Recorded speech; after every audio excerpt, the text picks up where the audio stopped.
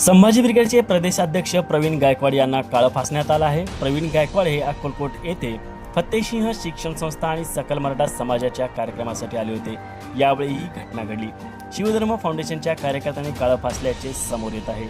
प्रवीण गायकवाड हे अक्कलकोट दौऱ्यावर होते। यावेळी फत्तेसिंह शिक्षण संस्था आणि मराठा समाजाने आयोजित केलेल्या एका कार्यक्रमात ते आले होते। तिथे येताच काही लोकांनी अचानकपणे त्यांच्याकडे धाव घेतली आणि जमा होत त्या प्रवीण गायकवाड यांना काळं फासलं।